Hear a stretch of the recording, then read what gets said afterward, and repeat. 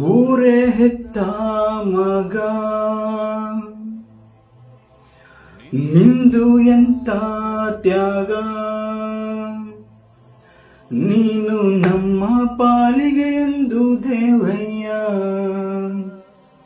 ನಮಸ್ಕಾರ ಫ್ರೆಂಡ್ಸ್, ನಾನು ನಿಮ್ಮ Kannada wrapper Gopal Maharaj. Friends, D boss ಅವರು ಒಂದೇ ಒಂದು ಪೋಸ್ಟ್ ಹಾಕಿದ್ರು. ಏನಂತ?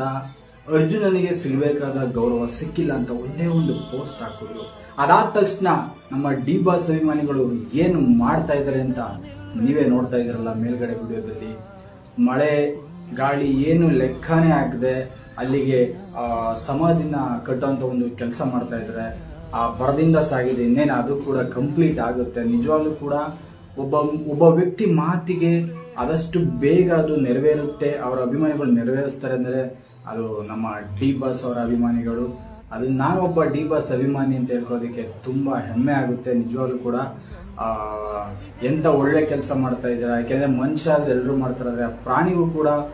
ಯಾಕೆಂದ್ರೆ ಅಂಬಾರಿ ಉರ್ಬೇಕಾದ್ರೆ ಮಾತ್ರ ರಾಜರಿಗಾಗಿರ್ಬೋದು, ಸರ್ಕಾರಕ್ಕಾಗಿರ್ಬೋದು ಅದ್ರ ಮೇಲೆ ಗೌರವ ಇರುತ್ತೆ.